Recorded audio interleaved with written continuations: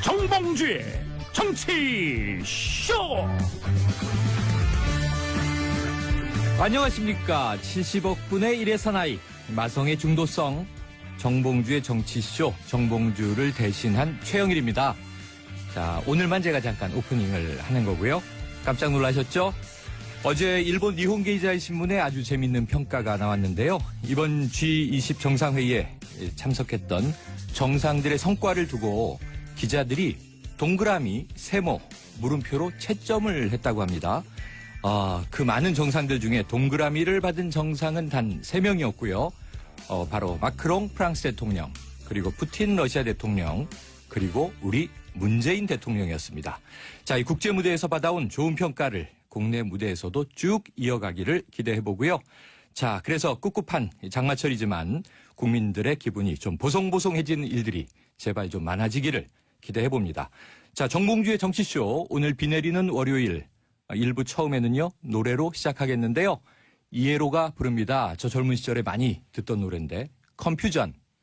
안녕하세요. 비오는 장마 첫 주를 시작하는 지각쟁이 정봉주입니다. 죄송합니다. 좀 일찍 나와야 되는데 뭐 이유가 없는 거죠. 늦었으면 무조건 잘못했습니다. 자, 월요일 1부 주말에 깜짝 놓친 뉴스를 모아 최 반장이 돌아왔다. 최 반장 반응이 뜨거워요. 진짜요? 누구냐고 자꾸 물어봐. 최 반장이. 학교 때 반장만 한 사람이냐. 자, 최영일 시사평론가. 안녕하세요. 사회 분야죠, 사회. 네네, 그렇죠. 사회학 전공자입니다. 그래요? 네. 박사 과정 이수. 네. 학부는 인하대 공대.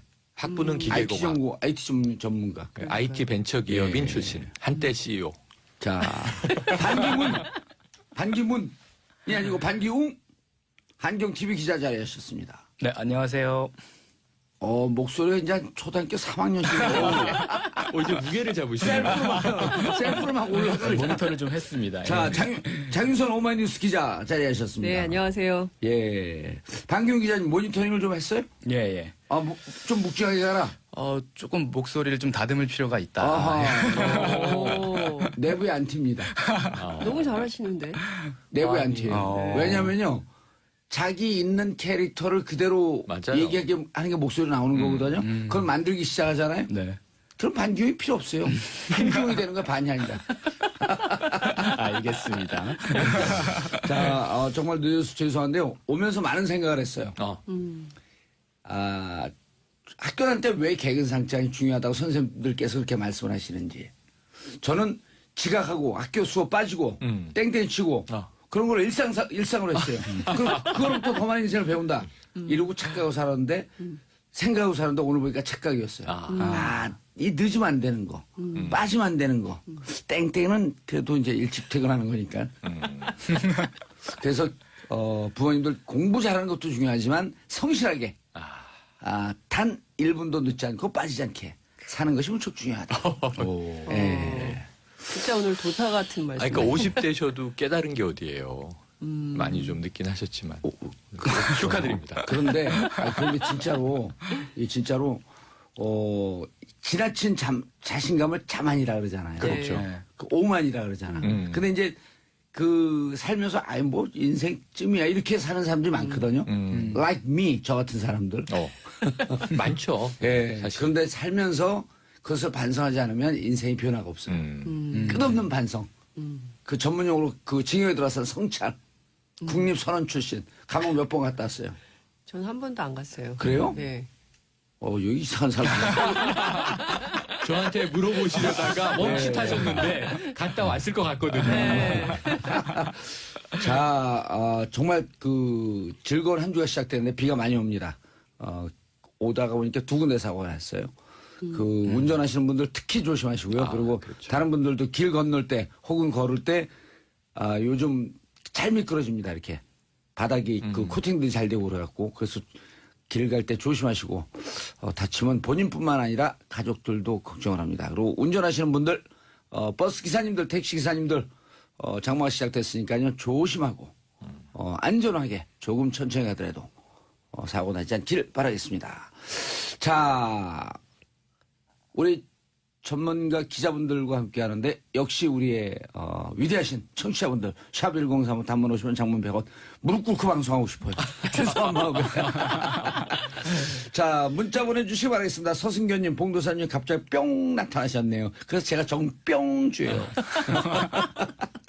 손예리님, 봉도사님 잘 나간다고 너무 그런 거 아니요. 넘보는 분들이 많으니까 조심하셔요. 넘보는 분들. 네. 그렇죠. 여기 다인데 뭐. 중요한 얘기예요. 김종님 패널분들 제작진한테 커피 한 잔씩 쏘세요. 이미 올라오면서 제 수행비서한테 제작진까지 온 커피 다 싸라. 용서해 드릴게요. 제가 이런 건 한 발 더. 제가 이른바 잔머리. 잔머리를 영어로 뭐라는 줄 알아요? 잔머리. 몰라요. 비듬사순. 비단사순이 아니라 머리가 뽀개지면 비듬이 되잖아요. 비듬사순. 뭐 어떻게 안 웃겨. 자, 황숙현님 오늘 길 많이 막힌다고 하더라고요. 오픈형 목소리 너무 감미롭네요. 음악 뭐였어요? 제목 알려주세요. 노래 제목은 이에로의 Confusion. 이거 혼돈이라는 뜻인데. PD님이 선곡하셨는데. PD님 참 시작 전에 노래를 혼돈이 했는지 되셨죠. 노래를 은근히 많이 알더라고. 난 얼마 전에 했던 거를 여기서 한번 틀고 여러 번 써먹었어요. CCR에 Have You Ever Seen the Rain. 지난주에 요새 월요일. 예. 그 많은 다른 데서 얘기하니까 야 그런 문화적 소양이 있냐 여기서 배운 걸. CCR, Civil Candle Revolution. 촛불혁명. 제일 처음에 장 기자님 뭘 들고 오셨죠? 아마 많은 국민들께서 지난 주말 내내 텔레비전을 통해서 문재인 대통령의 첫 번째 다자 외교 무대를 성공적으로 마무리하는가 그렇지 않은가를 두근 반 세근 반 하면서 보셨을 텐데요. 매우 성공적으로 잘 하시고 오늘 아침에 귀국을 하셨죠. 근데 얼굴은 굉장히 피곤해 보이시던데 그래도 외교 무대에서 세계 각국의 정상들하고 어깨를 나란히 할 때는 정말 이렇게 뭐랄까 굉장히 당당하고 이게 이제 시민의 힘이 뒷받침이 돼서 그런 것 같아요. 그러니까 가는 곳마다 정말 아이돌 스타처럼 대통령님 사랑합니다. 뭐 막 이렇게 막 보고 싶었어요. 막 이런 분들이 계셨기 때문에 진짜 가는 곳마다 아이돌 스타 같은 인기를 누리고 그리고 또 정말 할 말은 꼭 하고 또 꿀리지 않는 이런 모습을 보면서 국민들께서 굉장히 뭔가 한편으로는 이제 국격을 다시 회복을 하고 그리고 또 다른 측면에서는 우리가 이제 품격을 되찾은 나라 그리고 외교도 완벽하게 정상 외교를 복원했다 이런 평가를 하고 있는 것 같아요. 그런데 이제 전에 지난 9년 동안 저희가 국민들이 우리 국가 리더가 해외 나갔을 때 마치 그 나라에서 난리가 난 것처럼 환대를 하고 이런 기사를 우리 언론에서 그대로 받아고 썼잖아요. 근데 막상 그 나라 교민들이 SNS에 올라온 거 보면 온지도 모른다. 거의 국민들에게 사기를 쳤단 말이에요. 근데 이번에 보니까 정말 문재인 대통령을 바라보면서 각국의 정상들이 그 뒤에 1,700만 개의 촛불의 아우라를. 그렇죠. 아니, 그럼 민주주의 국가들 아니에요. 민주주의가 맞아요. 성숙한 나라들. 지민의 힘과 국민의 힘이 정말 이게 무섭다. 진짜, 이번엔 진짜 제대로 대접을 해주는 것 같아요. 뭐 잘못 건들면 우리 촛불에 타 죽겠는데? 근데 봉도사님 지금 잠깐 오보를 하신 게 지난 9년 동안 대통령이 해외 순방을 가면 온지도 모르지 않았어요. 온지 알고 찾아가서 반대 시위를 했는데 그게 국내에 보도가 안 됐죠 주로. 다 온 줄 알고 있었어요. 알고 있어. 우리 교민들 많이. 근데 현지에서 대서특필하는 것처럼 우리나라 언론이 그렇게 받아줬잖아요. 맞아요. 무슨 영국의 궁을 들어갈 때 온 영국의 버킹엄 궁을 들어갈 때 온 국민들이 그냥 막 환대를 하는 것 같았는데 보니까 반대 시위만 하고 있어요. 그리고 이제 사실은 뭐 큰 나라라고 생각을 안 하잖아요. 유럽 국가들은. 근데 이제 이번 같은 경우 우리가 워낙 크게 촛불 집회를 길게 6개월이 넘도록 촛불 집회를 했고 정말 질서정연하게 어떤 것도 폭력적인 양상이 없었기 때문에 세계가 정말 주목을 했고 워싱턴에서는요. 트럼프 반대 시위할 때 유모차를 끌고 나온 사람들이 있었어요. 그래서 왜 유모차를 끌고 나오냐 그랬더니 한국 보니까 한국 엄마들이 유모차 부대라고 하고 이제 끌고 나오던데 우리도 이렇게 한국의 집회를 따라서 배우고 싶어서 한다. 이거 그래서 그 국내 워싱턴 특파원들이 취재 많이 했어요. 너무 재밌는 현상이잖아요. 그러니까 왠지 미국이 더 우리보다 민주주의가 앞선 것처럼 생각을 하는데 그게 아니라 오히려 한국이 훨씬 더 민주주의 속도가 빠르고 고급지다. 그러니까 한류가 우리가 문화 한류가 있었잖아요. 네, 그렇죠. 네. 지금도 있고 그렇죠. 문화 한류가 있고 이제 그 다음에 이런 시민혁명 한류, 네, 예. 그다음에 이제 탄핵 한류. 지금 진행되고 있잖아요. 그렇죠. 그렇죠. 근데 우리를 따라하고 있죠. 저는 그 이 유모차 끄는데 태극기 집회에서 유모차 하면 또 뭐 이제 무슨 특별 대우가 있나 봐요. 그 유모차를 끌고 왔는데 그 안에 초등학교 2학년이 이렇게 꾸겨져 갖고 있는데 너무 했더라고. 아, 진짜. 초등학교 2학년 태우면 안 되는데. 그러니까요. 그냥 애를 유모차인 것처럼 갖고 그 안에서 애가 네. 너무 힘들 텐데. 이게 저 같은 사람 못 들어가요. 징역 딱 4발 지금 징역 트라우마가 있어갖고 어제 꿈에서 징역을 또 갔어. 아이고. 그래서 아침에 자, 해주셨구나. 근데 그 메르켈 총리인가 누가 메르켈 수사인가가 얘기했잖아요. 네. 너무 부럽다. 네. 어떻게 가는 데마다 무슨 아이돌 스타처럼 교민들이 나와서 이렇게 대통령을 그렇죠. 찾냐. 예. 처음 보는 현상이거든요, 그게. 네, 메르켈 총리가 근데 또 이제 한편으로는 아픈 질문도 했어요. 41% 지지를 받아서 당선이 됐는데 그러면 그 반대 유권자들은 어떻게 설득하실 겁니까? 이제 이렇게 이 질문을 했거든요. 근데 그때 강경화 장관이 딱 받아가지고 41%로 당선이 됐지만 지금은 80%가 넘는 국민들로부터 지지를 받습니다. 해가지고 메르켈 총리가 깨갱. 85%. 예. 오늘 여론조사 보니까 KSOI는 네. 85%, 네. 리얼미터는 76%. 네. 어떻게 이런 걸 다 알고 살진 않아. 그러니까 도사 아닐까요? 그렇죠. 신문을 안 봐도 그래서 숫자가 머리에 타국의 떠오르시는. 정상들이 정말 존중해주는. 네. 근데 이제 푸틴이나 이런 그 시진핑 그렇죠. 이런 분들은 시민들이 거기 나오는 거 싫어하니까 문재인 대통령 무서워라. 그렇죠. 마크롱 대통령하고도 우리는 둘 다 시민혁명으로 당선된 대통령이다 해서 이제 두 사람, 그러니까 두 정상이 상당히 이제 친밀감 우애 이런 거를 좀 나눈 걸로 보이고요. 이번에 정말, 최단기간 안에 그 당선된 지 취임한 지 두 달 오늘이 두 달이에요. 오늘이 두 달이에요. 그러니까 두 달도 안 된 상황에서 각국 정상들 무려 9개 정상 그리고 3개의 그 국제기구 그 수장들을 만난 거니까요. 굉장히 이제 막 짧은 기간 안에 그 다각적으로 우리가 해야 되는 외교적 성과를 거뒀다는 측면에서는 매우 성과적이다. 그리고 태도나 이런 게 굉장히 좀 그러니까 굽힘이나 꿀림이나 이런 게 없다는 것에 대해서도 국민들이 굉장히 당당하게. 당당하게 할 말은 또 다 하고. 그러면 뒤에 이렇게 당당한 보호무역주의 반대한다 시민혁명으로. 이런 얘기 딱 하고요. 네. 예.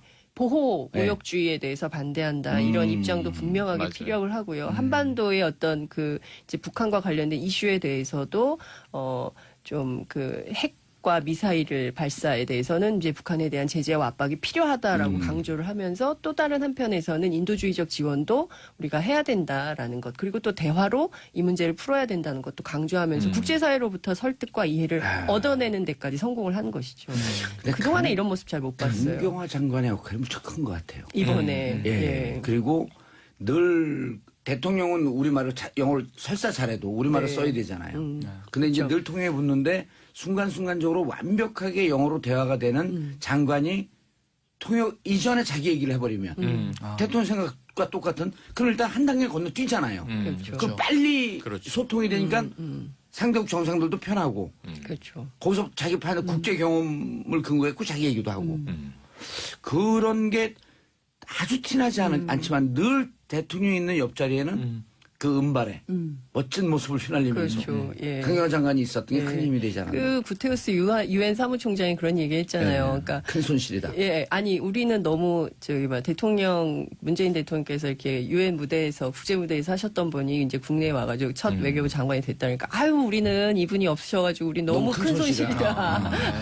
그러니까 이제 이런 데서 약간 훈훈한 대화들이 오고 가고 그리고 워낙 국제 경험이 많기 때문에 이런 국제 회의나 이런 데서는 아무래도 경험이 굉장히 중요하니까 강경화 장관의 리드를 굉장히 많이 했죠. 예, 가장 큰 성과는 북한 문제에 대해서 국제사회의 그렇죠. 동의를 구해냈다. 그렇죠. 아하. 예, 그게 있고요. 근데 이제 예. 워낙 이제 G20은 경제 관련된 플랫폼이기 때문에 여기서 그것을 공동성명에 담지는 못했습니다. 그래서 메르켈 총리가 의장국 권한으로 기자회견까지 네. 별도로 해서 이 문제에 대해서 각별한 관심이 있다는 것을 강조를 했고요. 예. 그리고 이제 또 한반도 이슈와 관련해서는 또 다른 무대에서 다른 방식으로 해야 되는 여러 가지 숙제를 좀 남기기도 맞아요. 했습니다. 예. 특히 이제 북한과 중국을 설득하는 문제를 어떻게 풀 거냐. 그렇죠. 이것은 이제 앞으로 해결해야 과제죠. 예, 아니 과제죠. 9년 동안 그렇게 켜켜 묶여왔던 게 완샷을 어떻게 딱 털려요. 그러니까요. 뭐 폭탄 좀 하시는 것도 아니고. 자, 최근 평론가님. 네. 성공적 데뷔의 1등 공신 누구를 뽑죠? 저는 강경화 외교부 장관 그다음에요? 꼽겠습니다. 강경화. 그리고 김동연 경제부총리인데 그래서 별명이 생겼어요. 이 좌경화 우동현. 오. 네. 사실은 이게 그럼 정부가 좌경화됐다는 거예요? 그렇게 되네. 좌경화 우동현. 아니 우경화가 먼저 그럼 좋잖아요. 우경화, 그럼요. 우경화? 우경화됐다는 거예요? 우경화된 거죠. 왜냐면 좌측 깜빡 켜고 오른쪽으로 하나 도는 우경화, 이경화도 이상. 좌동현. 둘 다 안 되겠다. 네. 자, 어쨌든 오늘 아침 네. 조간에는 다 이제 일제히 이 좌경화, 우동현 이렇게 뽑고 있는데 그래서 굳이 그걸 한자로 썼군요. 뭐. 예. 근데 읽으니까 똑같네요. 뭐.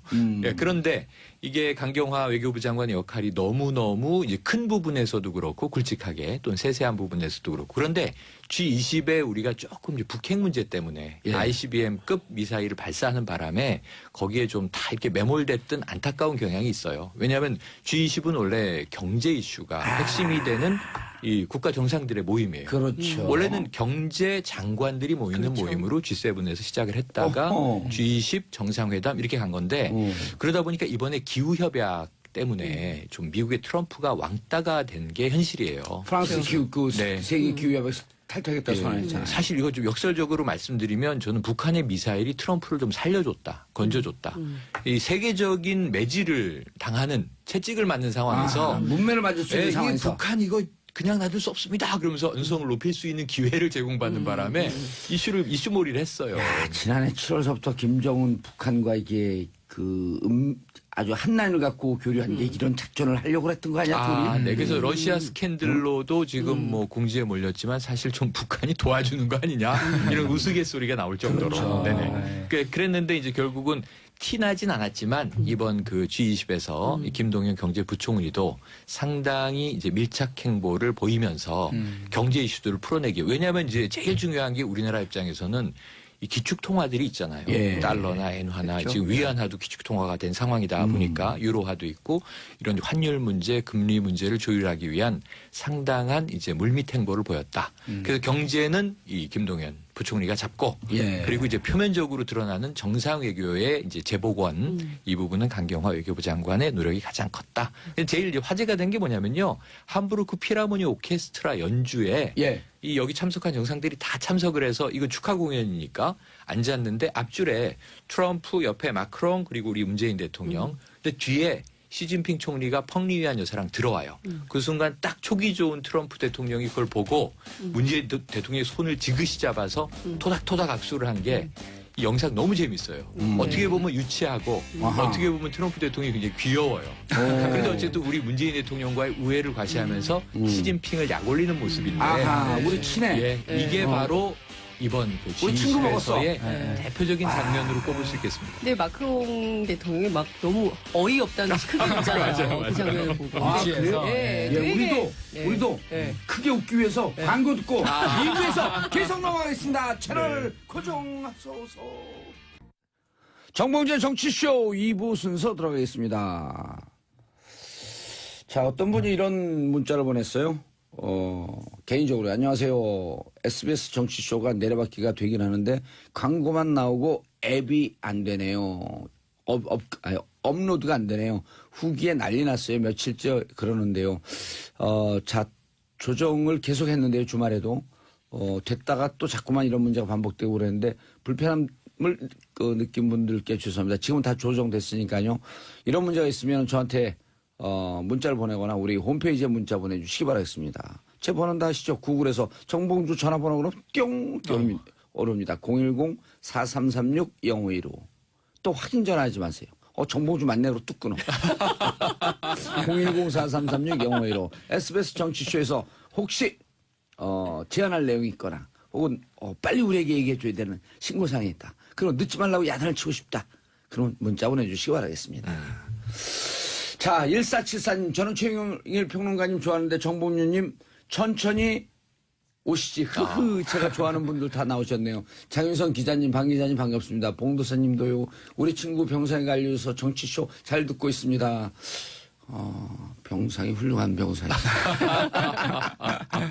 양아다님, 장윤선 기자님 웃음소리가 저랑 비슷하세요. 아주 좋아요. 독특한. 조용히 자, 옹알이 기자에서 이제 초등학교 초3 기자로 급성장을 하고 있는, 폭풍성장을 하고 있는 반기웅 기자님. 자, 네. 경제 뉴스 뭘 갖고 오셨죠? 지난번에 한번 이 관련된 뉴스는 전해드린 적이 있었는데 예. 경유세 인상 그 뉴스가 또 한 번 또 논란이 되고 있죠. 근데 지난번에 정리했잖아요. 경유세 예. 올릴 생각이 없고 예. 그때 한번 잠깐 검토됐던 거고 그것도 이미 이전 정부에서 했던 거다. 맞습니다. 그때 당시에는 이제 그렇게 해서 정리가 됐고 또 그날 마침 기재부 세제실장이 브리핑을 가졌었죠. 우리는 그 미세먼지 효과가 없는 걸 알았으니까 더 이상 뭐 이 인상을 하지 않겠다. 그게 바로 공식 입장이다라고 발표를 했는데 이 문제가 다시 불거지고 있습니다. 왜냐하면 지난 6일에 김진표 국정기획자문위원장이 라디오 인터뷰에서 경유세를 단계적으로 올려나가겠다라고 말하면서 이제 이 논란이 다시 붙은 건데요. 결론적으로 말씀을 드리자면 이 기재부에 다시 한번 또 확인을 해보지 않습니까? 확인을 해봤더니 경유세 인상은 역시 계획이 없다. 왜냐하면 기재부가 현재 조세 당국이고 세제를 총괄하고 또 세금을 걷고 있는 그런 역할을 하고 있는 곳이니까 세제를 관련해서 역할을 하고 있는 곳이니까 기재부의 공식 입장을 일단 듣는다면 어쨌든 경유세 인상은 공식적으로 이제 기획이 된 바가 없다. 라는 게 이제 현재 입장이고요. 근데 이제 김진표 위원장이 계속해서 이렇게 좀 어떻게 보면 돌출 발언 같은 건데 이렇게 얘기를 해요. 원래 당초 계획은 국정기획자문회는 이제 경유세를 어떻게 할지는 조세재정개혁 특별위원회에서 논의를 해봐야 될 사안이라는 게 원래 이제 국정기획자문위원회의 그 공식적인 방침이었습니다. 그러니까 하반기쯤에 이 조세재정개혁 특별위원회를 신설을 해서 여기서 뭐 법인세 인상이든 아니면 뭐 관련된 뭐 경유세 인상이든 어쨌든 모든 그 세제 개편에 대한 부분을 여기서 들어와서 논의를 해서 사회적인 어떤 여러 여론도 수렴을 해보고 또 의견도 받아보고 전문가들 의견도 모아보고 해서 세제 개편의 틀을 다시 한번 짜보겠다는 게 이 큰 그림을 그리고 있는 자문위원회 공식적인 방침이었습니다. 그리고 이제 문제는 뭐냐면 계속해서 이렇게 좀 엇갈리고 있는 이유는 뭐냐면 기재부랑 이제 국정기획이랑 제대로 된 협의라든지 대화가 이루어지지 않았다는 거예요. 왜냐하면 이제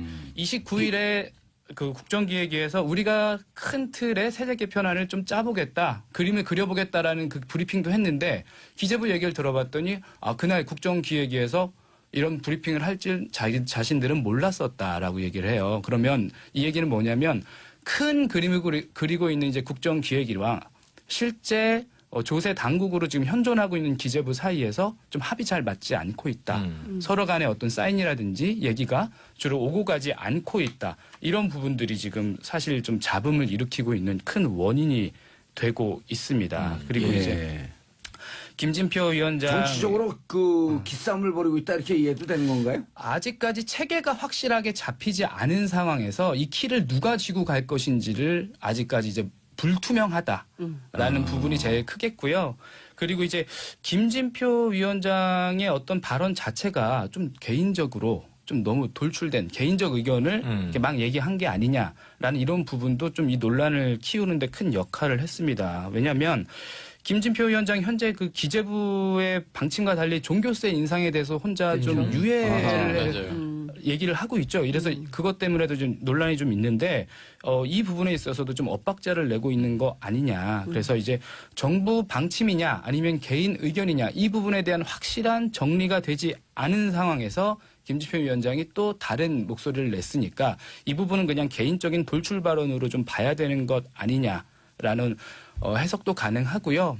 그 기재부에 제가 또 확인을 해봤더니 우리가 이제 그 기재부의 얘기를 듣고 경유세 인상 없다고 기사를 쓰고 얘기를 하고 방송에서 이제 발표를 하면 우리가 그 기재부의 입장을 전달을 하면 이제 그대로 진행이 돼야 되는데 또 이러다가 며칠 뒤에 김진표 위원장이나 아니면 이제 국정자문위원회나 이런 곳에서 경유세 인상 또 뭐 한다 뭐 이렇게 얘기를 하게 되면 이건 정말 또 더 큰 혼란이 올 수 있는 거 아니냐 뭐 이렇게 질문을 했더니 그쪽에서는 이제 이런 얘기를 하더라고요. 이렇게 좀 논란이 생기니까 그 국정기획위 그 내부 관계자들도 김진표 위원장한테 다시 재차 보고를 했다고 합니다. 경유세 인상 이 부분은 굉장히 민감한 사안이고 또 미세먼지 감축 효과가 없는 걸로 이미 용역 결과도 나왔기 때문에 이런 부분에 대해서 좀 너무 이렇게 얘기를 하는 부분들은 좀 조심해야 되지 않겠냐. 약간 이런 취지로 보고를 했다고 해요. 그러면 기재부에서는 앞으로 이번 공식 입장 답변을 해드렸으니까 아마 똑같은 일은 반복되지는 않을 것이다라고는 생각을 하고 있어요. 네. 근데 이게 진짜 국정을 하시는 분들이 그 살얼음 파는 것듯이 조심조심 가야 되는 게 그쪽 분들이 한마디 하고 툭 던지는 게 그렇죠. 기자분들이 잘 확인하고 기사를 쓰면 관계없는데 혹시라도 잘못 확인돼서 언론 기사를 대충 쓰고 경유세 인상 다시 논란이 되고 있다. 그럼 또 다른 분들이 이어이어 쓰면서 그렇죠. 그냥 말이 커지는 그렇죠. 거거든요. 근데 그럼 그걸 보는 국민들은 얼마나 가슴이 철렁해요. 특히 이 경유세 차를 갖고 생업에 종사하시는 분들, 1톤 들어가시는 분들, 그렇죠. 조그만 그럼요. 작은 이 택배차들 다마스 뭐 이런 거 물건을 다마스 PPL 아닌가요? 지금? 아니 근데 그러게. 감정이 안 네. 되나 지날 때마다 네. 경유세 얘기 나면 그런 분들은 막 이쪽 저쪽 네. 차선 바뀌면서 하잖아요. 왜냐면 그렇죠. 시간 줄이려고. 그럼요. 그런 분들 얼마나 가슴 철렁하겠어요. 맞아요. 맞아요. 그래서 국민을 편안하게 해주는 것이 정치이고 국민이 오해가 없도록 해주는 것이 정치인데 조금 신중했으면 좋겠어요. 네. 그렇죠. 그러니까 이제 큰 조금이 아니라 많이 그림을 신중해야 돼요. 네. 네, 스케치를 하시는 분들은 이런 생각을 하고 있는데 이제 실제 작은 그림 이게 색칠도 하고 조각도 하고 이러신 분들하고는 이제 또 약간 견해 차이가 있고 협의가 안 된 거죠. 그렇죠. 예, 예. 이렇게 되면 국민들이 좀 여러 가지로 정부 정책에 대해서 좀 그 불신을 할 수 있는 씨앗이 될 수 있으니까. 협의가 안 되고 소통이 안 되고 결론이 안 낸 거는 얘기하면서 본인들은 광파하고 좋겠지만 국민들이 얼마나 그럼요. 얼마나 가슴 철렁철렁하게 그렇죠. 하겠어요. 광파됐는데 왜 웃어요? 이상한 거예요? 아니, 그거 그러니까. 일상용어 됐어요 이미. 그러니까 업계 용어인 것 같아가지고. 자, 최근 평론가님. 네네네. 대형 폭탄이 터졌어요? 터졌어요. 오늘 특종인데요. 예. 세계일보의 특종입니다. 어허. 그런데 이 기사를 쓴 팀을 잘 보면 예. 제가 깜짝 놀랐는데요. 2014년 말에 예. 이 정윤의 문건 유출을 단독 특종으로 보도했던 예. 바로 그 팀, 그 기자들이에요. 그런데 오늘은 새로운 건데요. 예. 이 시간은 더 과거로 거슬러 올라갑니다. 어허. 2011년 말, 2011년 초겨울, 예. 바로 이제 이 대선 있기 전 예. 뭔가 문건이 청와대로 올라가요. 어허. 그 당시 청와대는 MB 정부입니다. 어허. 국정원에서 올라가는데 자, 힘나, 문건 힘나. 제목을 얘기 드릴게요. 예. 자, 이게 SNS 선거 영향력 진단 및 고려 사항. 이게 보고서 제목이에요. SNS 선거 영향력 선거 영향력 진단 및 고려 사항. 고려사항. 자, SNS에 SNS에서 대해서 영향력 떨어지니까 댓글 개입하고 선거에 개입하자. 자, 그러니까 그래서 어렵게 얘기를 해. SNS의 영향력이 커졌다. 이거 뭔가 좀 예. 막고 활용하고 해야 한다. 이런 내용인데 A4 5장이에요. 그런데 이제 세 가지예요. 12.6 선거 결과 분석. 뭐 선거 결과 분석이 있을 수 있어요. 11.6 박원순 나경원 바로 두 후보가 붙었던 그렇죠. 서울시장 보궐선거. 그렇죠. 예. 자, 그리고 이제 정부 여당의 SNS 대응 실태. 이거 뭐 할 수 있다고 봅니다. 자, 그 다음에 정부 범여권의 SNS 장악을 위한 단중장기 대책. 요게 문제예요. SNS 장악을 위한 네. 단중장기 대책. 예, 단기 그리고 중장기. 예. 그러니까 뭐 단기, 중기, 이게 장기. 몇 월에 딱 올라갔다고 얘기를 해요? 이게 2011년 예. 11월입니다. 11월이죠? 네. 대선 딱 1년 전이죠. 예. 대략. 네. 그런데 이게 국정원이 작성을 했어요. 예. 그런데 문제는 내용이 국정원법, 정치 개입, 또 공무원법, 공무원의 이제 중립 위반에 해당한 내용이 막 들어 있습니다. 2040의 투표를 막아야 한다. 집권 여당이 유리하려면 이 2040은 투표 안 하는 게 좋다. 예. 완전히 이게 반민주적인 발상 아닙니까? 그렇죠. 국가 정보 기관 입장에서. 근데 여기서 이 문건을 작성을 해서 문제는 이 내용이 향후에 시간이 흘러서 2012년 대선 전후에 실행된 게 확인이 됐잖아요. 예. 그 국정원 이제 여직원 사건으로 비화시돼서 지금 원세훈 당시 국정원장은 재판이 진행 중인 상황이잖아요. 그런데 문제는 이 문건에 있는 대부분의 내용이 실행이 됐다는 거예요. 그럼 요즘의 정치권에 문제가 되고 있듯이 누가 이것을 지시 혹은 묵인 혹은 이것을 하라라고 이제 확인을 했느냐 이게 중요하잖아요. 예. 일단 당시 국정원장은 누구죠? 원세훈 국정원장입니다. 대통령은 이제 이명박 대통령. 예. 그런데 이게 청와대로 보고된 거예요. 그래서 누가 확인한 것까지 보도가 됐냐면 이 세계일보 보도에 따르면 김효재 당시 정무수석. 아하. 요즘에 방송 종종 나오는 분입니다. 예. 저도 가끔 뵙는데 네. 당시 정무수석이거든요. 그런데 국정원의 보고서가 정무수석에게 도달했고 어떤 경로로든 결국은 최종 의사결정자의 컨펌이 있었기 때문에 실행된 과정이 아니냐. 지금 오늘은 일단 보고서가 존재한다. 청와대로 보고됐다까지 확인이 됐는데 이게 유출 경위가 또 묘합니다. 그러니까 아침마다 매일 새벽에 종이 문서로 봉투를 밀봉해서 국정원이 정무수석실로 올라가는 보고서를 이런저런 보고서를 작성한다는 거예요. 예. 그걸 출근길에 정무수석실 행정관이 받아들고 경비실에서 보고를 하면 정무석이 뜯어서 쭉 열람을 하고 이 보고서를 다시 행정관에게 돌려주는 거예요. 예. 보관을 하겠죠, 문서를. 어허. 그 행정관이 이 청와대를 그만두고 나오는데 715건의 문서를 들고 나옵니다. 예. 향후에 혹시라도 도움이 될까. 이분이 좀 총선에 염두가 있었다는 이제 뉘앙스를 기사가 쓰고 있어요. 예. 그 중에 한 문건 중에 들어있었던 것이 확인되면서 폭탄이 터졌다. 이렇게 볼 수 있겠습니다. 터졌다. 잠시 이 상황에 대해서 이해를 좀 돕자고 하면 우리가 계속 주장했어요. 2011년 말서부터 국정원의 대선 댓글 개입에 대한 작전이 시작됐다. 그리고 2012년 9월 2일 점심시간에 이명박 박근혜 두 분이 9월 2일 날 100분간 독대를 합니다. 배석자도 없이. 그렇죠. 그리고 100분 동안 무슨 얘기했어요? 그러니까 장마 대책 얘기했습니다. 9월에. 강력범 대책 얘기했어요. 선거사범 그러면서 선거 때까지 100일을 특별 관리기관으로 정해줘라. 그런데 참고로 2011년 이명박 대통령과 박근혜 새누리당 대표 혹은 잠재적 후보와는 말도 섞지 않을 정도로 사이가 안 좋았어요. 기억나시잖아요. 네. 네. 5년 동안 맨날 싸웠어요.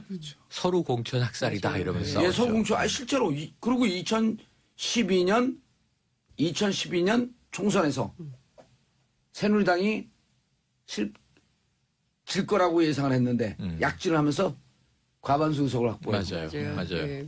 그때 2011년 12월에 박근혜 비대위원장이 되면서 전권을 줘라 나에게. 맞아요. 전권을 줘라. 그래서 박근혜 비대위원장 체제로 선거를 치릅니다. 그래서 딱 장악을 하죠. 그때도 계속 관계가 안 좋아요. 그러면서 한간에는 이명박 대통령이 야당 후보를 지지하니 어쩌니 하다가 9월 2일 날 딱 둘이 만나. 그러면서 웃으면서 나오고 사이가 좋아지고 댓글의 양이 9월 10일, 15일을 전후로 해서 2배, 3배 폭발적으로 늘어납니다. 추정컨대 다 준비해놨습니다. 내가 대통령 당선시켜드리겠습니다. 이명박 대통령이. 예. 추정이라는 거예요. 추정. 후보를. 예, 박근혜 후보가 네. 당선시켜드리겠습니다. 그러나 나에 대해서 BBK 등. 묻지 No 마라. touch please. Don't ask me. No touch please. 그러니까 박근혜 대통령이 냉 그러지 않았을까? 추정. 정치 소설. 네. 그런데 2011년에 이미 이게 다 세팅됐다라고 하는 추정을 이미 또 우리가 2, 3년 전에 다 했어요. 그렇죠. 그 우리 추정을 들으면 그 정봉주 추정해갖고 보면은 아무것도 안 나옵니다. 아니, 그래도 어쨌든 세간에 무성했던 추정이 지금 두 번째의 대선이 끝난 지금 네. 어쨌든 이제 문건이 확인되면서 대대적으로 특종 보도가 되기 시작했으니까 저는 이 보도를 아침에 보고 깜짝 놀라서 떨고 있는 전 정권의 인사들이 많을 것이다 이렇게 추정을 그리고 해봅니다. 이게 적폐청산이 아니잖아요. 난 적폐청산이 아니라고 봐. 왜냐하면 불법을 행한 거거든요. 불법을 행한 범죄 혐의자. 네. 들을 처벌하는 게 왜 적폐청산이에요? 그냥 법을 지키는 거지. 그렇죠. 준법? 준법.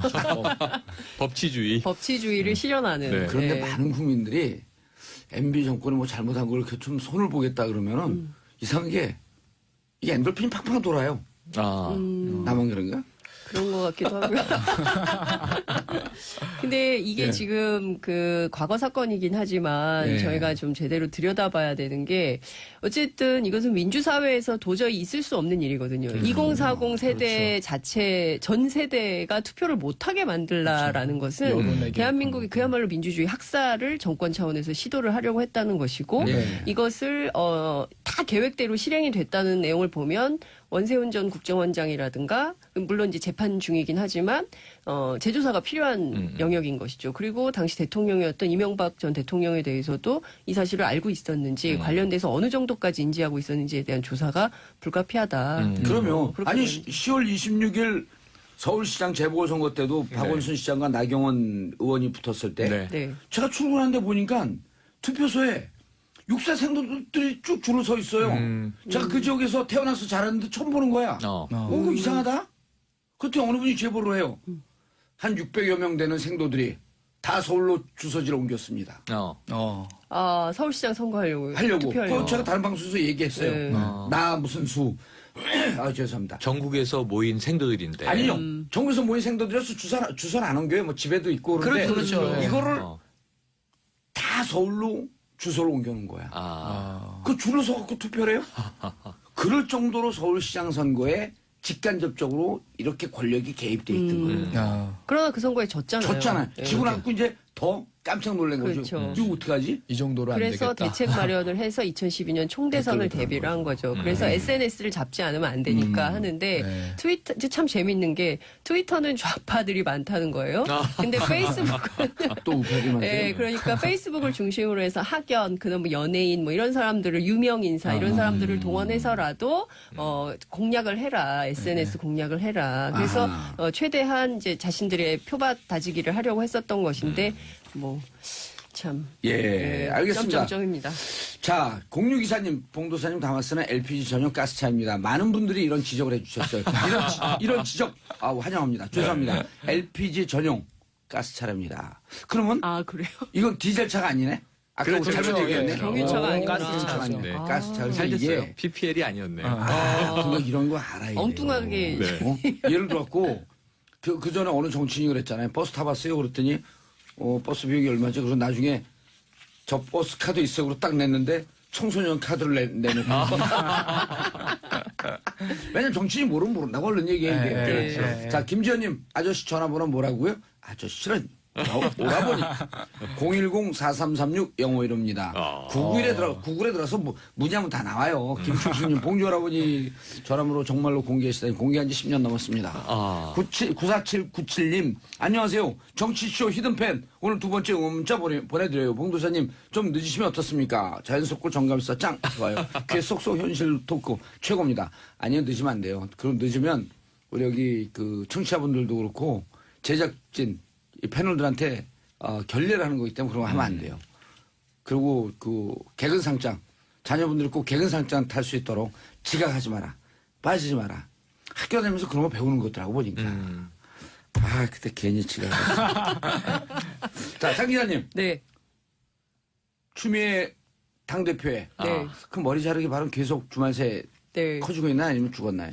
점점 커지고 있죠. 그래요? 점점 커지고 있고요. 오늘 아마 그 긴급 의총을 국민의당이 한다 그래요. 그러니까 국민의당 입장에서는 이 머리 자르기 발언을 일종의 그 국민의당 죽이기에 나섰다. 그리고 이제 검찰이 정치 검찰이니까 일종의 이제 추미애 대표가 머리 자르기로 가이드라인, 수사의 가이드라인을 정한 것이고 이어서 이제 이준서 전 최고위원에 대한 구속영장이 청구되고 아마 내일 결정이 될 텐데 이렇게 이제 정권 차원에서 국민의당 죽이기를 하는 거 아니냐. 정부 여당이 이렇게 하는 한 우리는 추경도 그렇고 송영무 장관 후보자 그리고 조대엽 노동부 장관 후보자에 대해서도 인사청문회 인주 못해 이제 이렇게 나오는 것이죠. 그래서 이제 갈등은 좀 더 첨예해야 될 것이고요.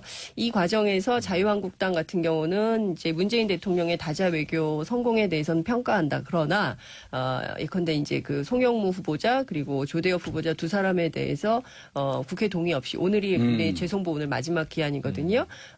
국회 동의 없이 그냥 그 인준을 해버린다면 임명을 해버린다면 7월 임시국회는 이걸로 끝나는 거다. 협조할 수 없다. 벌써 휴가 떠나요? 이른 휴가를 가시나요? 그래도 뭐 이게 무서워요. 김희정 네. 대변인 바라보면 추자는 절대로 안 됩니다. 이런 네. 얘기도 하고 네. 협치에 대한 이 플래카드가 당사에 네. 붙어 있었던 것도 띄어냈고 떼버렸죠. 그다음에 이 문재인 대통령의 이번에 G20 평가도 예. 야 3당 중에 가장 좀 박하게 했어요. 평가절하했다 이렇게 볼 수 있습니다. 자, 그런데 참고로요, 이 시각 교정이 좀 필요한데, 네. 그 검사 출신들 의원들 많거든요. 그렇죠, 국민의당. 그렇죠. 네. 그런데 제가 한 방송에서 얘기했어요. 5명 기소는 피하지 못한다. 이유미, 이준서, 그다음에 그 바로 있던 부단장, 김인원 부단장인가요? 네, 김인원 변호사. 부단장, 김상호, 네. 김성호 수석부단장. 수석부단장. 그다음에 이용주 단장. 단장. 왜냐면요, 자꾸만 조작을 단독 범행이다, 단독으로 했다, 다른 사람 하지 않았다는데 이분들이요, 일단 이 법 제목을 봐야 돼요. 네. 법 제목은 뭐를 기소합니까? 공직선거법상 예. 허위사실 공표 이렇게 되죠. 허위사실 공표 아니에요. 맞아요. 공표는 뭐예요? 허위사실 갖고 있으면 문제 안 돼요. 네네네. 공표 아니에요. 공표는 기자회견이거든요. 맞아요. 네. 기자회견에 관여된 사람들은 다 기소 맞아요. 대상. 허위사실 땡 끝난 게 아니고 허위사실 공표. 공표는 뭐예요? 사람들에게 널리 알렸다. 널리 아니에요. 네. 기자회견이에요. 그렇죠. 그 기자회견에 이유미, 이준서, 김인원, 네. 김성호, 이용주 관여가 돼 있었잖아요. 기자회견을 한 거예요. 기자회견을 한 주체, 그다음 기자회견을 하는 것을 지도부가 알았다라고 한다면 공표에 관여돼 있는 거죠. 네. 왜 법을 안 보고 다른 걸 봐? 얘를 공직선거법상의 증거 조작이 아니에요. 허위사실 공표, 그렇습니다. 유포. 예. 그래서 그래서- 아까 말씀하실 때 이 머리 자르기는 전 국민의당한테 죄송한 말씀이지만 잘못. 이건 난독증이라고 생각을 해요. 머리 자르기가 뭐 아니, IS 발언은 연산 잘못됐어요. 시키다니. 아니 예. 발언은 잘못된 게 네. 이 정확한 발언은 머리 숨기기, 머리 감추기가 옳습니다. 왜냐 머리를 자르면은 네. 이게 조직도 죽어요. 그럼요. 수장이 없으면 안 되잖아요. 생명체만이 아니라. 그래서 요건 좀 표현이 과한 것에 대해서 공격할 수는 있으나 네. 이렇게 했으면 좋았을 텐데. 미필적 고의 때문에 예. 지금 가이드라인을 줬다라고 이제 네. 국민의당이 왜 미필적 고의가 고의, 무섭거든. 예, 요게 중요한 대목입니다. 그러니까 이제 뭐 여러 가지 이제 여의도 정치권에 이제 수많은 이야기들이 떠도는데요. 추미애 대표의 발언이 그렇게 강성으로 나오는 이유가 뭐냐? 그것은 일종의 보면 이제 자기 정치. 그러니까 왜냐하면 SNS에서 지지층들로부터 이제 시원한 사이다 발언이다. 이제 이런 평가를 받는 측면이 있기 때문에 자기 정치 측면이 있다. 그렇지만 여의도 정치권 안에 있는 의원들 입장에서는 이제 그 정부를 도와서 이를테면은 이제 추경도 해야 되고 이제 일기 내각도 빨리 마무리를 지어야 되는데 저렇게 정치를 해버리면 실제로 협치가 어려워지는데 결과적으로 이미 국민의당은 좀 지지율도 굉장히 많이 그 하락을 했고 이렇게 엎어진 사람 얼굴 밟는 격 아니냐라는 이제 그 예. 여당 내부에서 비판도 나요. 그러니까 발언이 적절했냐 뭐 이건 쓴 별개로 그리고 또 국민의당이 지금 저렇게 잘했다고 우리 죽이기다라고 비판할 처지냐 이제 이런 얘기도 나옵니다. 이제 정의당에서 재미있는 얘기를 했는데요. 당초부터 국민의당 진상조사 결과를 신뢰하는 국민이 거의 없었다. 이제 이런 얘기를 하면서 지금 전대미문의 정치 스캔들에 대해서 한 개인에게만 책임을 묻는다는 것은 어불성설이다 이렇게 딱 정리를 했습니다. 오늘 여론조사도 70% 이상이 네.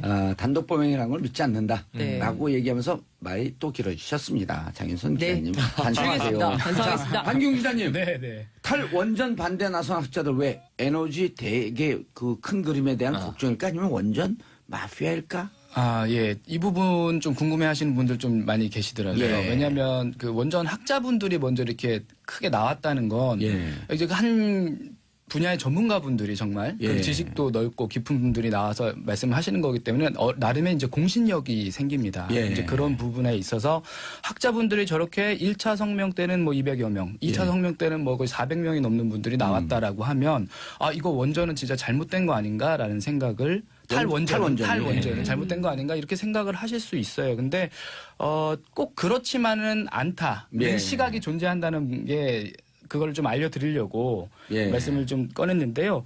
그 교수님들 중에 좀 일부는 이전에 이제 2014년도에 한번 그 기사가 나오긴 했었는데 일부는 이 그 원전 업체들의 예. 어떤 주식을 보유를 하고 있다든지 예, 아니면 이제 그 업계와 굉장히 좀 밀착한 관계를 가지고 있는 분들이 좀 계시다. 간단하게 그리고 말하면 이런 거죠. 원전 관련 업체로부터 연구 용역을 받은 분들이 명단을 쭉 찾아내면 그분들이 관련되는지 금방 알죠. 아, 그렇죠. 예, 그리고 이제 네티즌 수사대들이 이제 그 수사 들어갑니다. 나서야죠. 예. 이제 용역 용역 보고를 용역을 어디서부터 받았느냐? 그렇죠. 이게 굉장히 이제 순환고리처럼 돼 있는 게 딱 걸렸어. 연구 용역을 공기업이나 이제 정부에서 주면 그걸 학교에서 받고 학교는 또 이제 업계로부터 또 받고 이제 그 굉장히 이 원전 업계 자체가 좁은 곳입니다. 왜냐하면 학과 자체도 한 10개 정도밖에 안 돼요. 그리고 이제 업체, 공기업 모두 다 이제 다 정해져 있는데 근데 문제는 굉장히 협소하기 때문에 사람도 적고 업계 자체도 더군다나 이게 외부로 누출이 안 되지 않습니까? 정보들이.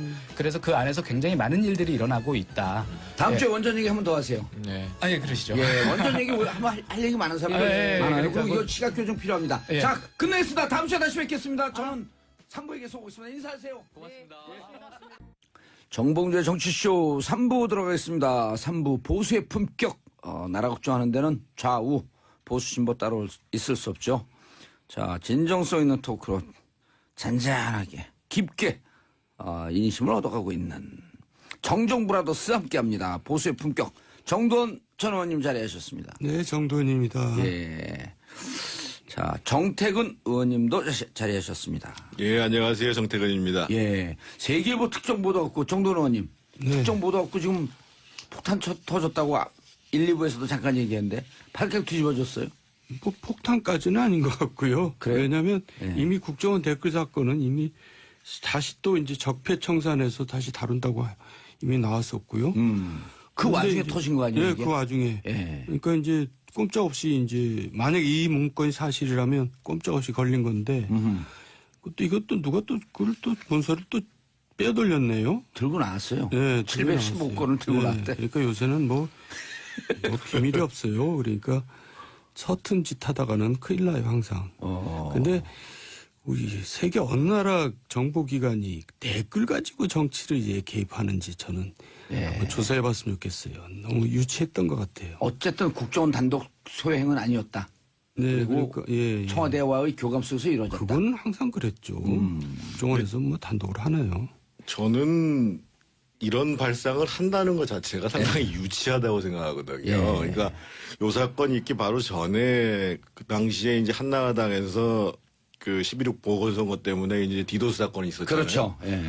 아니 선관위를 디도스를 공격하는 거하고 투표에서 유리한 정황을 만들 거하고 무슨 관계가 있냐 말이에요. 그리고 그런 말상들이 그 내부에서 통하니까 예를 들면 SNS라는 것이 자발적인 참여 속에서 자기의 그 창조적인 사고들이나 해석이 전달돼야지 힘이 있는 건데 그걸 작업을 한다고 해가지고 그게 바뀌냔 말이에요.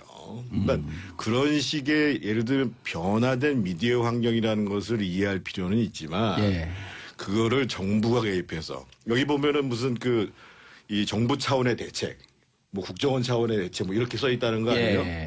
그런 발상 자체가 저는 좀 시대착오적이다. 그러니까 정치가 잘 될 수가 없고 정부가 정말 효과적으로 나라를 성과적으로 운영하기가 어려운 거죠. 그러니까 할 일은 안 하고 쓸데없는 일을 하고 앉아있는 거죠. 어찌 보면 이게 사실이라고 한다면 피할 수 없는 물증이 나왔다 이렇게 볼 수 있는 거 아니에요?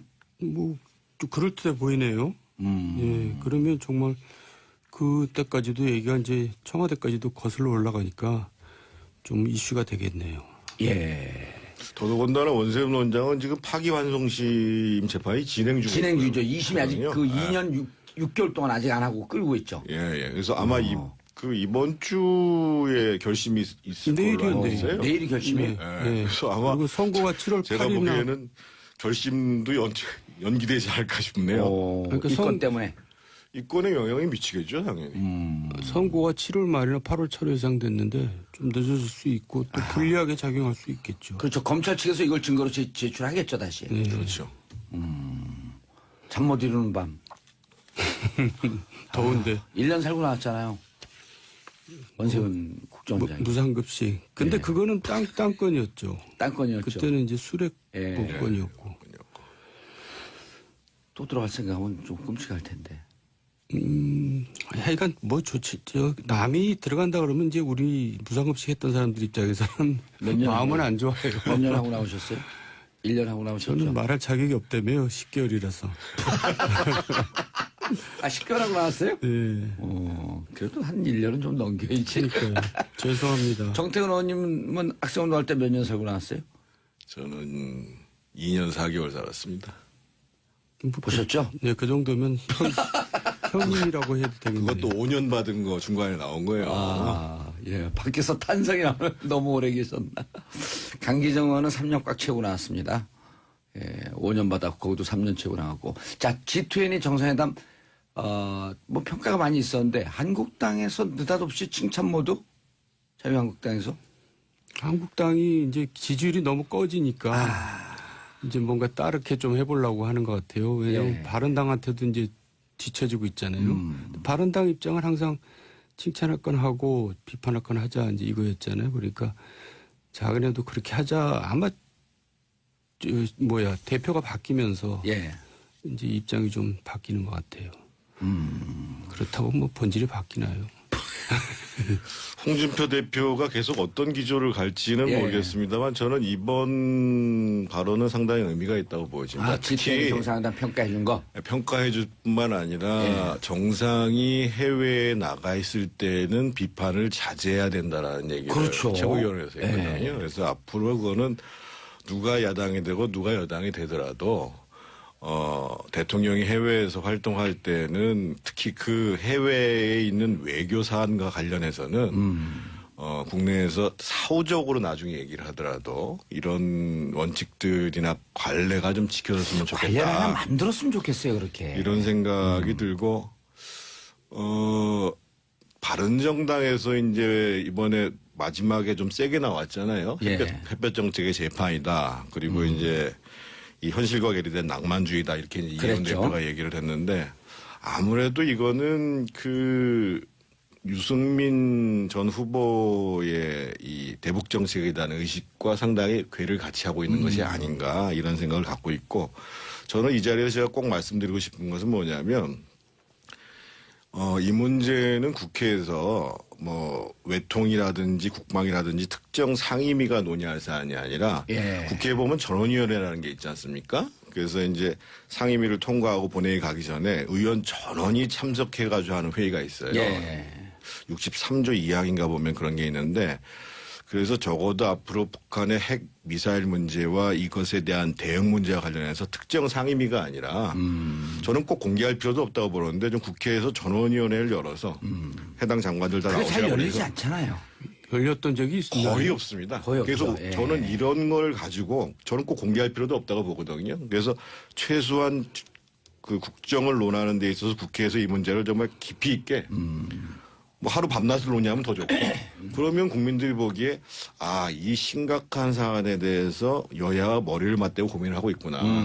그러면 이제 제기되는 입장들도 한 뭐 서너 가지 정도로 정리가 되지 않겠어요? 그래서 저는 이 북핵 미사일 문제가 너무 심각한 사안이기 때문에 꼭 특정 상임위가 아니라 전체 의원들이 모여서 이런 논의들을 하고 그래서 이제 결국은 이 문제를 대응해 가는 데 있어서 정부가 힘을 얻으려면 대립되는 방향에 대한 이 한국 사회 내부의 이 공감대를 만들어가는 것, 이견을 좁혀가는 것이 굉장히 중요하거든요. 그래서 그런 노력을 좀 국회가 좀 해주고 거기에 바른정당도 좀 자유한국당도 함께 해줬으면 좋지 않겠는가 이런 생각입니다.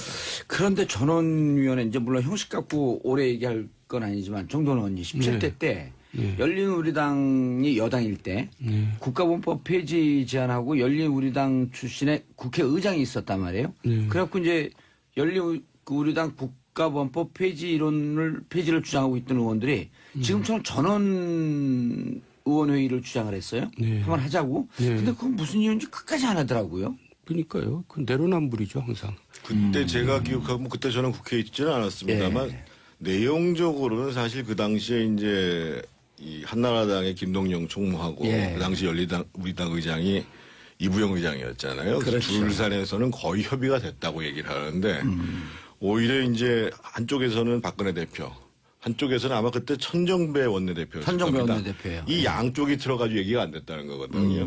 그러니까 사실은 그럴 때에 그렇게 이제 합치된 부분들이 있으면 그런 부분들에 대한 공감을 넓히기 위해서라도 전원회의를 해야 되는 거죠. 알겠습니다. 뭐 주제는 많은데 자 보수 야당의 보수 적통 경쟁이 심화됐다. 그러면서 이제 홍준표 체제 한국당은 바른정당 개별 흡수를 얘기하고 있고 바른정당은 한국당을 해산시켜야 한다. 근데 바른정당 9월 정기국회 전까지 이해훈 대표가 됐잖아요. 네. TK 지역부터 정면 승부하겠다. 전국 투여하겠다. 네. 어떻게 보세요? 글쎄 뭐 양당의 그 경쟁 관계. 지금 지방선거를 앞두고 이제 뭔가 급해진 겁니다. 그래서 혼자 힘으로 안 될 것 같으니까 이렇게 시끄러운 이유는 뭔가 이게 합쳐야 된다는 그런 사실 배경이 깔려 있는 거죠. 근데 이제 말들은 서로 험악하게 하면서도 그리고 뭐 전국 순회를 한다는 것도 이제 사실 뭐 뚜렷이 할 게 없으니까 이제 몸으로라도 때우겠다 이런 건지 모르지만 제가 볼 땐 그거보다는 효과는 별로 없을 것 같고 그 물밑 대화를 해야죠. 물밑 대화. 예. 지금 한나인 의원들끼리는 좀 친하지 않아요? 저렇게 나오고 그랬어도 감정이 좀 격화되어 있나? 어떤가 그 내부 분위기가?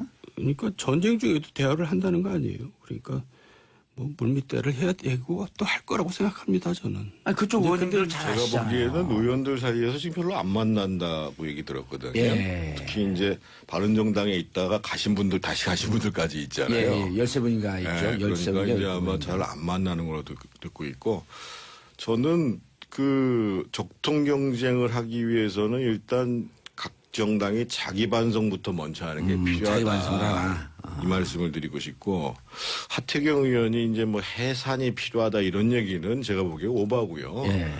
그러니까 이제 정당은 국민들 유권자들의 그렇죠. 심판에 의해서 움직이는 것인데 근데 그 얘기 중에서 분명하게 해야 될 부분들은 뭐냐면 아까 홍준표 얘기 나왔습니다만 네. 얼마 전까지만 해도 뭐 이 주사파 정권이 어떻고 무슨 갖고 종목몰이를 한단 그랬죠. 말이에요. 그러면 적어도 그런 문제에 대해서는 특히 대선부터 당대표 되기까지의 과정에 있어서 선거 전략상 했지만 자신의 발언에 문제가 있었던 것에 대해서는 국민들한테 솔직히 그 사과를 해야 되는 거고 네. 바른정당에서도 한국당을 공격을 할 때 비판을 할 때 그런 점들을 정확히 얘기를 해야지 두리뭉실 그냥 뭐 종목몰이 이렇게 얘기할 필요는 없다는 거예요. 그리고 뭐 해산 이렇게 얘기 나가는 거는 오히려 마이너스라고 보여지는 얘기 안 거고. 하겠다는 거죠. 그러게 되면. 그렇죠. 그리고 친박 청산 문제가 사실은 두리뭉실 넘어갈 일은 아니에요. 국민들은 결코 그거를 잊지 않고 용서하지 않죠. 그래서 적어도 친박 팔적인가 뭐 최순실 뭐 무슨 부역 팔적인가 나오는데 그런 사람들은 뭔가 정리를 해야지 다음에 뭐 집권 가능성이 조금이라도 열리지 그렇지 않고는 저는 그 미래가 별로 없다고 생각합니다. 그런데 그렇게 주장하는 반면에 실질적으로 자유한국당에서 친박의 세는 여전히 강세 아니에요? 그러니까 어떻게 쳐내요? 미래가 없는 거죠. 그래도 적어도 상징적 인물들은 책임을 져야죠. 대통령이 지금 구속돼 갖고 저렇게 재판받고 있는 마당에 그때 호가호위했던 사람들이 뭐 버젓이 나와가지고 국회에서 뭐 청문회 해가지고 후보들한테 호통을 치고 앉았고 이런 모습을 국민들이 결코 용서하지 않죠. 그렇죠. 그러나 그 반성을 하라, 서로 반성을 하라 그러고 있거든요. 반성은 스스로가 하는 거예요, 사실은. 그리고 서로만 지적하고 있고 그런데 의원들끼리 안 만나면 어떻게 저기 그 교감이 있겠어요? 지방선거까지 하나를 합쳐지겠어요? 어떻게 했어요? 그러니까 아직은 그렇게 현실적으로 급하지가 않으니까. 급하지 않은데. 네, 이제 지방선거 다가올수록 급하죠. 왜냐면 서로 이제 부딪히잖아요. 선거 때는. 후보들끼리. 한국당하고 바른정당만의 문제가 아니고 국민의당이 향후에 어떻게 갈 것인가의 문제도 달려 있고 더더군다나 향후에 정계 개편이 벌어진다고 그러면 집권당에서 어떻게 갈 것인가가 굉장히 중요한 문제라고 보여집니다. 만약에 개헌 문제가 현실화된다면 제가 보기에는 합당이 안 될 수도 있습니다. 아하. 그리고 저는 집권당 입장에서 보면 야당들을 안심시켜야지 협치가 될 거 아니겠어요. 예. 근데 지금 예를 들면 내년에 이제 광역의원 선거가 소선거구제인데요. 예. 지금 현재의 정치 구도로 따지면 아마 대구 경북과 경남을 제외하고는 야당이 다수당인 데가 거의 없을 겁니다. 그런데 만약에 광역의원 선거를 중대선거구제로 하고 예. 이전에 약속했던 대로 기초의원 선거는 공천하지 말고 거기에 더해서 만약에 그 전에 야당의 그 민주당에서 많이 주장했던 단체장 결선 투표제 하자 라는 것까지 과감히 나와준다면 그러면은 정기 개편이 어떻게 될지 모르는 거죠. 근데 이제 꼭 문제가 되는 건 뭐냐면 다수당이 되거나 집권을 하고 난 다음에는 그 선거 제도와 관련해서 일체 양보를 안 한다는 과거에 거예요. 자기들이 주장했던 것까지도 안 하려고 그러죠. 네. 그러니까 정치가 발전 안 하는 겁니다. 내로남불. 그래서 저는 최소한 결선 투표제까지 단체장 결선 투표제까지를 기대하지 않지만은 광역의회 선거는 제가 보기에 중대선거구제 못할 이유가 없거든요. 지금 기초위원은 기초위원 그렇게 돼 하고 있잖아요. 있잖아요. 네. 그러면 만약에 서울 같은 경우에 지금처럼 압도적 다수가 지금 자유한국당 바른정당 합쳐서 한 20대 명분이 안 되는 거 아니겠어요? 그렇죠. 그래서 그런 일은 안 벌어질 것이다. 그리고 실제로 지방의회도 그 지역에 있는 그 유권자들, 그 주민들의 의견들을 공히 반영해야 되는 거거든요. 그래서 저는 이런 고민들을 민주당에서 해주시든지 뭐 담당 부서인 행자부에서 해주시든지 그러니까 민주당에서 지금 같은 분위기라면 엄청나게 양보를 하는 건데 기대하기 그런 어려워요. 거 본 적 있어요 우리 정치에서. 네. 자기 걸 내줘야 되는 한번 건데. 기대 한번 해보죠. 그래도 아니 지금 기초 광역의원이 소선거구제에다가 한 3명 정도 뽑는 중대선거구로 바뀐다고 한다면 그 숫자 그렇게 크게 차이가 날까요? 그러니까 사실은 아니 차이가 나나요? 지방부터 민주당은 지금 분위기 같아서는 거의 뭐 싹쓸이 할 수 있다고 생각을 하겠죠. 소선거구제를 그런데 하고 선거구별로 한 3명 뽑는데 한 석 정도는 야당으로 내주니까 그럼요. 싹쓸이 할 거를 굳이 뭐 한 3분의 1 정도를 내주는 이런 상황으로 뭐 하려고 하겠냐. 그렇죠. 이렇게 판단할 수 있겠다. 네. 근데 왜 그 중대선거구가 왜 장점이 있습니까? 가장 중요한 점은 지금 이제 양당 구조가 갖고 있는 치열한 대립을 해소할 수 있잖아요. 두 번째로는 실제 그 정당이 득표한 득표율과 다르게 의석이 배분된단 말이에요. 소선거구일 때 한 표만 이겨도 이기는 거니까. 그래서 계속 그 당시에 그 민주당이나 뭐 국민의당에 있는 분들이 주장했던 게 이제 독일식 정당 명부 비례대표제 하자고 그랬죠. 야당일 땐 그 주장을 했죠. 아마 이번에 지방선거도 그거 못할 게 뭐 있어요. 그러니까 상대적으로 소선거구제라는 것보다는 중대선거구제나 독일식 정당 명부식 비례대표제라는 것이 대중의 유권자들의 민의를 합리적으로 반영하는 제도입니다. 그리고 자기가 정치를 당이 얻는 득표수대로 의석수가 가니까 중대선거구제도 거기에 유사하게 가게 돼 있어요. 이런 장점도 있겠네요. 국회의원을 정당 명부식 비례대표제를 하자고 오래전부터 주장을 했는데 자 그거 당신들 머리 못 자르니 그럼 광역의원 선거부터 한번 해보자. 그리고 이것이 갖고 있는 장점이 있다면 국회의원 선거까지 기초의원을 먼저 중대선거구로 했으니까 의미 있네요. 아, 제가 그래서 그 김부겸 장관 그 취임한 다음에 한번 축하한다고 만날 일이 있었어요. 그래서 혹시 민주당에서 그런 안이 나오지 않으면 정부안으로 지방자치를 총괄하는 데가 행자부 아니냐. 그래서 김부겸 장관부터 한번 고민을 좀 해달라 이런 얘기를 했었죠. 자 오늘 얘기는 조금 어려운지 정치 구단용 토크네요. 이런 말이 올라오네요. 조금 어려운데 근데 이 얘기를 안 할 수 없잖아요. 해야 되잖아요. 그 선거구제 개편 그리고 개헌 문제. 자, 참 이거 지난주에도 우리가 잠깐 얘기를 한 것 같은데 추미애 대표의 머리 자르기 발언 그리고 국회 보이콧 선언까지 하고 있는 국민의당 지지율은 계속 떨어지고 있고 그리고 이현주 원내수석 대표는 파퓰리즘 독재로 들어가고 있다. 정도원 의원님. 네. 어떻게 보셔요? 지금 국회 상황이 전혀 풀리지 않고 있잖아요. 풀리지 않고 있어요. 이럴 때 추 대표의 발언은 저는 뭐 무슨 개인적인 욕심이 있으면 몰라도 전혀 도움이 안 되는 발언을 지금 계속 하고 있다고 생각해요. 그리고 그것도 그 최고위원회의 아침에 월수금에서 하는 거기 모두 발언해서 한 것도 아니고 또 방송에 직접 나가서 했단 말이에요. 그거를. 그래서 이거는 전혀 정부 여당에 도움이 되지 않는다. 그리고 이제 자기 개인적인 욕심 뭐 예를 들면 뭐 서울시장 후보 서울까지 나오는데 뭐 지지 기반을 확고히 하기 위해서 그런 게 아니냐 이런 얘기까지 나올 정도로 저는 잘 이해가 안 가는 상황입니다. 근데 지금 외치는 잘하고 왔는데 당장 내치에서 이제 부딪히잖아요. 아무것도 지금 추경이나 국회법 아무것도 안 되고 있는데 그러니까요. 이제 대통령이 지금까지 내치에서는 지금까지는 아직 보여준 게 없거든요. 예. 그럴 때 대표가 이러고 있으면 안 되죠. 근데 그것도 또 발언 기회가 묘하게 국민의당이 그 이음이 문준영 씨 발언 조작 때문에 코너에 몰려서 그럼 추경 협의하겠다. 이렇게 발언하자마자 바로 그날 또 이 발언이 터졌어요. 저는 조금 전에 우리 정도원 선배가 말씀을 하셨습니다만 조금 다른 생각이 있어서 이분이 생각이 좀 흔들리기 시작하는 게 아닌가. 추미애 의원 개인적으로 제가 보면 아마 옛날에 탄핵에 참여했던 거 말고는 거의 큰 실수가 없었던 분이거든요. 예.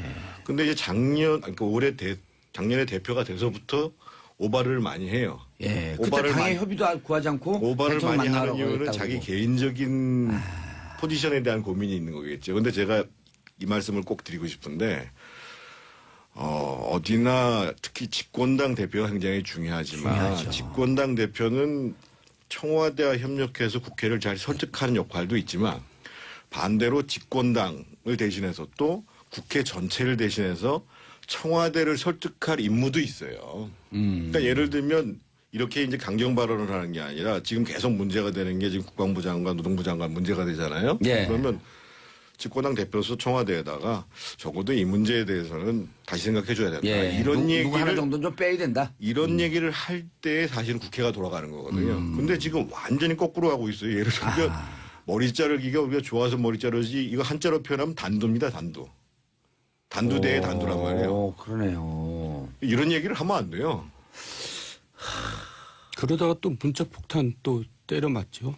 근데 문자 폭탄은 지금 추미애 대표가 받는 게 아니고 오히려 국회 운영이 참 어렵다고 하는 우원식 대표나 또 이제 그 전에 우상호 대표가 전 대표가 엄청나게 문자 폭탄 맞았다는 거 아니에요? 왜요? 이게 타협적으로 나온다 이거죠. 그래서 지금 오늘 아침 보도 나온 거 보면은 친문이 분화되고 있다. 그 핵심 문재인이 있다. 뭐 이런 얘기가 나올 정도니까요. 그렇게 좀 야당과 협치하고 좀 타협적으로 가자라고 하는 발언을 하게 되면 바로 문자. 폭탄이 쏟아진다는 거죠. 그럼 지금 추미애 의원한테는 오히려 잘했다는 문자가 가고 있다는 거예요? 그러겠죠. 그것까지는 확인 못했습니다. 뭐 하여간 아니, 그걸 반추해 보면 금방 나오잖아요. 예, 그런 해석들을 하더라고요. 거기를 의식해서 그렇게 한다는 해석들을 하고 있는데 어쨌든 지금 국회를 이번 7월 국회를 잘 해결하지 못하면은 당장 이제 문재인 정부는 앞으로 국회 문제는 난감한 거죠. 열성적 지지자들 그냥 밀어붙여라 이런 마음이 아니, 있겠지만 밀어붙일 수 있는 방법이 있어요. 없잖아요. 예. 추경은. 네. 아니 예를 들어 그 인사는 밀어붙일 수 있어요. 임명권자 마음이다 그러면 밀어붙일 수 있지만 그러면 추경이 딱 걸려버리고 첫 정책에 첫 삽도 못 도는데. 그러니까 정치는 성질대로 하는 게 아니고요. 또 가진 쪽에서 양보를 해야지 이게 타협이 이루어지거든요. 추경 때문에 협치하자 그런 거 아니에요? 어쩔 수 없는 거 아니, 아니에요? 인사 문제도 밀어붙이는데 한계가 있는 게요. 예. 예를 들면 국방부 장관은 군 개혁을 위해서 앉혔다고 그러잖아요. 근데 그냥 강행했다. 그러면 향후에 국회에서 그 국방위원회에서 그 장관을 협조를 하겠냐고요. 그런 문제가 또 있네. 심지어는 나 우리 장관을 인정 못해 이렇게 나와버릴 수도 있다니까요. 야당에서 협조를 안 하니까. 그러니까요. 근데 지금 상임위에서조차도 다수당이 아니에요. 그렇죠. 그러면 상임위에서 올라오는 게 없어요, 아예. 한 130석 되는 여소야대 전국이에요. 어쨌든 지금은. 그러니까 제가 맨날 연정과 협치를 강조하는 거죠. 자, 2005님 추 대표가 교만해진 듯이요. 자, 1737님 전 추미애 대표가 잘했다고 생각해요. 추미애 대표도 박전 전 대표한테 고발당한 상태라 할 말 했다고 생각해요. 방송에 나가지 않고 그냥 그 최고위원회 모두 발언을 썼으면 하는 아쉬움도 좀 있는 거죠. 5871님 아무래도 두 분 의원님이 국회로 가셔야 보수가 바뀔 것 같네요. 자, 보수의 품격 정두원 정태근 의원님 모시고 말씀 나눠봤습니다. 자, 두 분 인사하시고요. 네, 벌써 끝나요. 매번 표정이 왜 벌써 끝나? 예, 다음 주에 또 뵙겠습니다. 예, 수고하셨습니다. 저는 내일 다시 10시 반에 찾아뵙겠습니다. SBS 정봉주의 정치쇼 마치겠습니다. 감사합니다. 바이바이.